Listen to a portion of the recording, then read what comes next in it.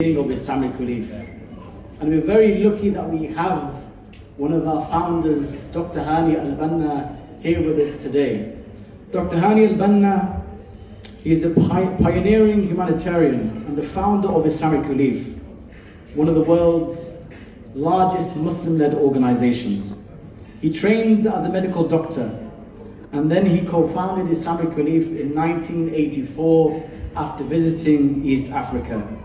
And alhamdulillah, over the 41 years, Islamic Relief has been able to save over 120 million lives because of the hard work of our founder, Dr. Hani. Dr. Hani is a passionate advocate for ethical and faith-driven humanitarian work, and Dr. Hani has also helped to establish several Muslim charity organizations, including the Muslim Charities Forum, and he has dedicated his whole life to serving those in need. And he has earned global recognition all around the world, including an OBE, for his contributions to humanitarian service. So without further ado, please give a massive, massive, massive welcome to the legend himself, Dr. Hani Al-Banna.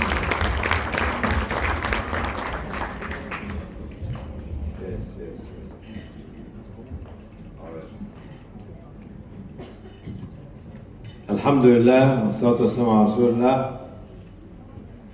الحمد لله الذي هدانا للإيمان وما كنا لنهتدي لولا أن هدانا الله. وصلى الله على سيدنا محمد النبي الأمي الكريم وعلى آله وصحبه أجمعين ومن تبع هديهم واختارهم إلى يوم الدين آمين. Dear brothers and sisters in Islam, Assalamu alaikum wa rahmatullahi wa barakatuh. When I listen to the numbers that mentioned by Tufayl, we could not be able to see what you have been doing over the last 41 years. It's not a one-man job. It's a community job. We started with 20 pence. Child at the age of 9. Now we spend billions of pounds and we help millions of people every year. Will you believe that we could have realized that this will happen? No. It's him who decided to use you to do that. It's not us. Never ever and forever relate success to yourself, because he is the one who gave us our body. He is the one who gave us our knowledge. He is the one who maintains systems in our body to let us to act and to believe and to be wise men and wise women. Never ever be like Qarun, who said, it's because of me, it's because of my knowledge. That's why Allah split the earth and let the earth to swallow Qarun and his treasure. I am not worried, brother, what is Tico?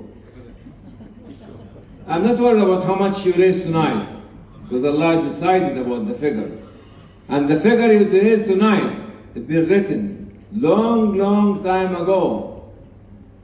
And the lucky one amongst us is the one to put some part of this figure from what Allah has given him or her. Atiq, I used to be a fundraiser like you, worried about the bank account, but I'm not worried tonight.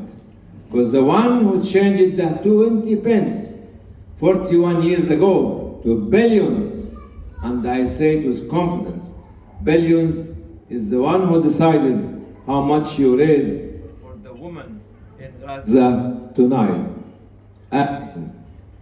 Let me tell you about my belief. First of all, to say the people who sometimes look at Quran as just an old book, get away and see whom you are talking about.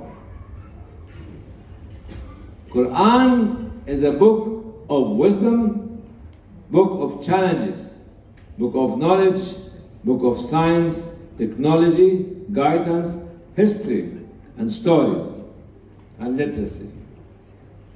Do you know the Big Bang? Anyone know the Big Bang? Yes? You talked about it a century ago. So what? Quran talked about it 1446 years ago. So I stand here with confidence and with this kind of, not arrogance, but pride of my book. Allah said in the Quran that what He said, in the samawat wal ard, earth and heaven, or heaven and earth, were like a piece of cloth, and He pulled it apart. When the new science and technology, sisters and brothers, who believe so much in material nowadays and does not look at the Big Bang written in the Quran 1446 years ago. Then He created this universe. And He created the galaxies, 2 trillion galaxies. Do you know the knowledge of them? No. We need to discover them. And this is our role as Muslims. We have to be proud of our Quran. This number one. Number two, you know what? Say what? If you don't say what, I will say what. You know what? Say what? If you don't say what, I say why. Allah has risen, Maulana, these skies on pillars that nobody can see. Surah Al-Ra'd.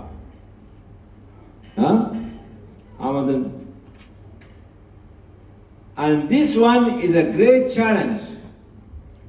Great. الله الذي رفع السماوات بغير عمد ترونها. Surah Al-Ra'd 2. You walk on the street. Beside you, there's a pillar standing up from the depth of earth to the height of the seventh sky. This is your book that we ignore. And we don't know it. We don't know its language because we teach our children other languages and we demean the Arabic language, the language of literacy, the language of beauty, the language of Quran, the language of Seerah, the language of Sunnah. You go outside now, tell me, can your new technology figure out this unseen pillar that Allah mentioned in the Quran? It's another thing. I took you to another story. The story of Isra and Mi'raj. You know it, 27th of Rajab. I have my daughter here with me, Sister Rukhshanda. She reminds me about the good old days of Birmingham Sharifa. Her family were one of the founding members, whole family, mother, father, and the 5 or 6 children. That's right, Rukhshanda? Yeah, yes. Okay? I'm very proud of you. Very proud of you. Very proud of you as my daughter. Coming back to the story of Isra and Mi'raj. A creature of Allah called Al-Buraq. Al-Buraq, okay? Came to Muhammad sallallahu alaihi wasallam in Mecca and took him to Jerusalem. 1,235 kilometers in split of a second. Get me your technology. You take Muhammad sallallahu alaihi wasallam actually in this distance in a split of a second. And he was praying as Imam to all the prophets and messengers of God. Right? Yes. Let me challenge you with our technology again. He took Muhammad sallallahu alaihi wasallam from Jerusalem to Sidrat al-Muntaha. To Sidrat al-Muntaha. Science and technology will tell us that the distance of Sidrat al-Muntaha is thousands of millions of years, when the speed of the vessel will be the speed of light. Which technology nowadays talk about al-Buraq and about the safety, about the creation of Allah subhanahu wa ta'ala. Believe in Islam, believe in Quran, and please, sisters and brothers, use this book of Allah not to be the book of Muslims only, but the book for humanity. Don't hide its treasure. Share the treasure of Quran with others. Don't hide the treasure of the teaching of Muhammad sallallahu alaihi wasallam. Make it common for everybody else. Don't hide the treasure of Islam. Let people to live Islam through our behavior, through our moral values, through our dealing with others. Because Islam is not about hifz only. Islam is about إنما بعثت لأتمم مكارم الأخلاق. I've been sent for the fulfillment of the best manner of mankind. That's why I'm so confident tonight not to raise funds. Because I believe, Brother Atiq, Brother Tufail, the number we raised tonight has been written millions of years ago. So I'm very confident in you because I'm confident in Islam, I'm confident in Muhammad sallallahu alaihi wasallam, I'm confident in Quran, and I'm confident in Allah subhanahu wa ta'ala. May Allah subhanahu wa ta'ala bless you all. Last but not least, how long we are going to live on this earth, Brother Tufail? Allah, 1,000 years, 2,000 years, 3,000 years, 5,000 years. But how long we're going to live in heaven? Infinity. When you divide the mathematician in this room, when we divide the age of Hazrat Nuh alayhi salam, 1,400 years, on the infinity, it will become what, Sister Rukhshanda? 0.